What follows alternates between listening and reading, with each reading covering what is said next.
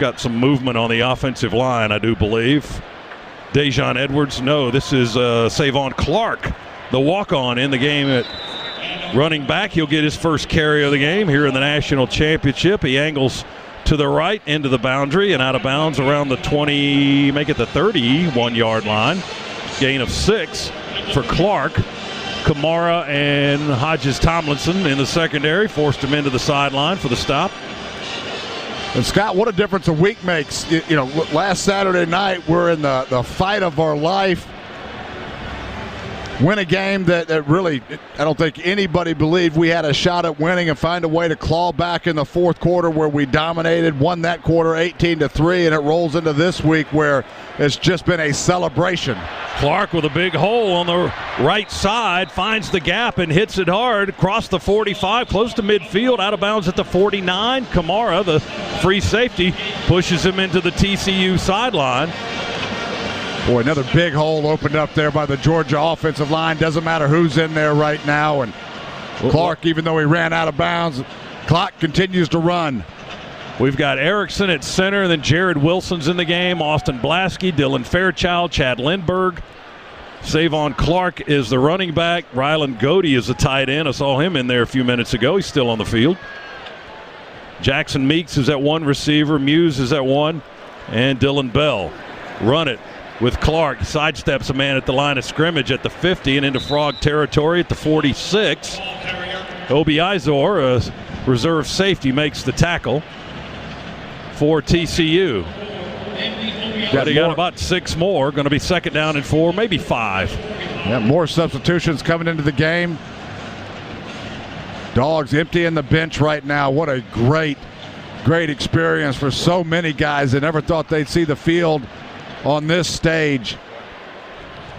3 minutes and 5 seconds from a championship. Georgia with the football, second down and 5 from the Frogs 45. Snap back to Beck in the shotgun. Give it to Clark again.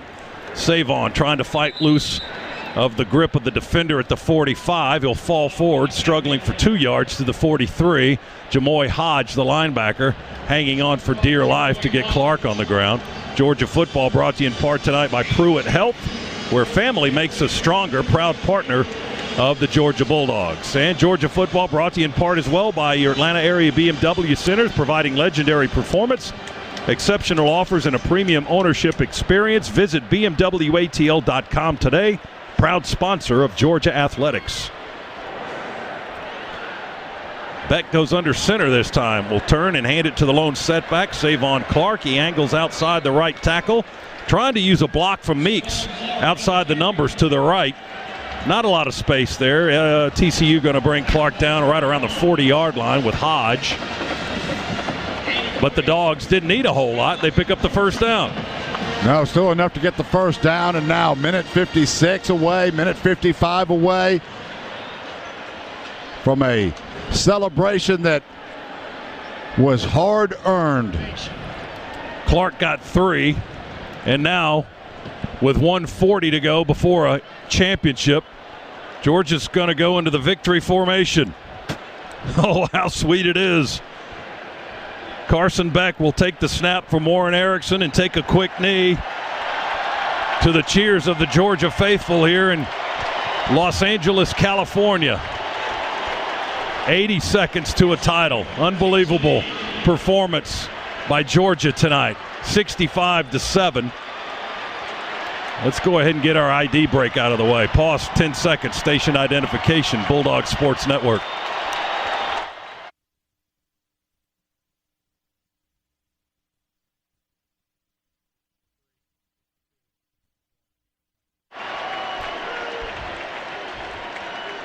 .53 seconds to go. Clock still running. TCU's not going to stop it. Dogs will take another snap and another knee with Carson Beck.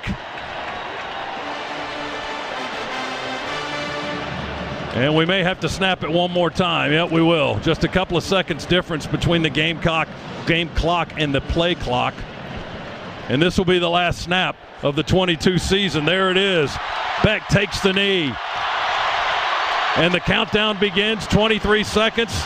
Dogs aren't waiting for that clock to get to 0. They've hit the field celebrating here at SoFi Stadium. TCU begrudgingly walks to the middle of the field. Georgia on the logo, celebrating back-to-back Nats.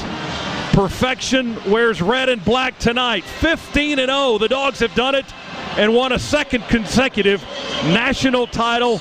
And you can't be any more impressive than the way they did it tonight. 65-7. The Bulldogs leave their most abrasive mark of the season, and they made them quit.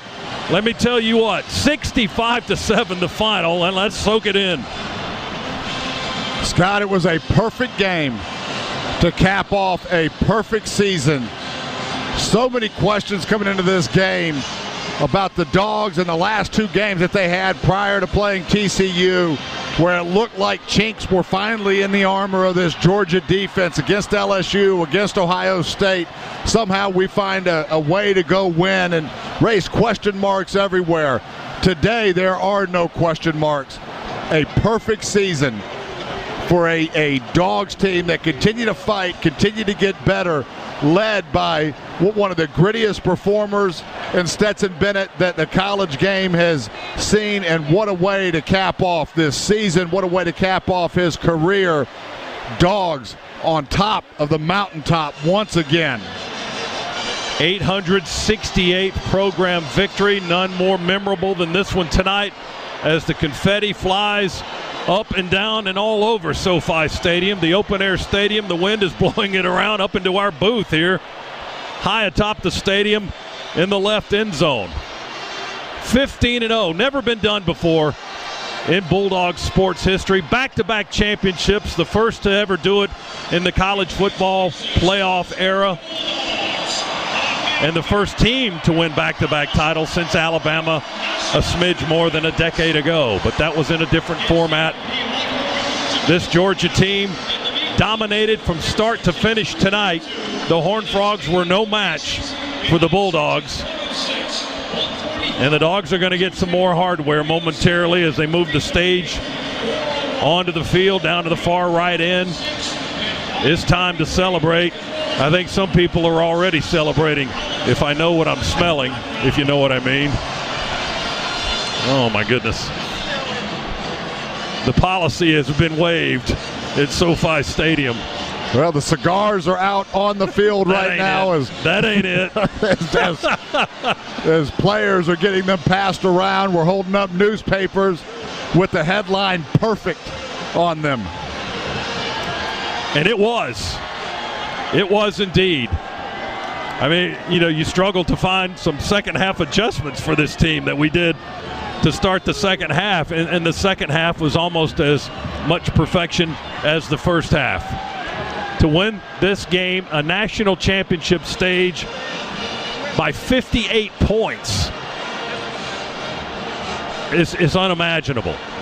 It really is. And to dominate the way that we did, this TCU team, make no mistake, they earned their way into this football game.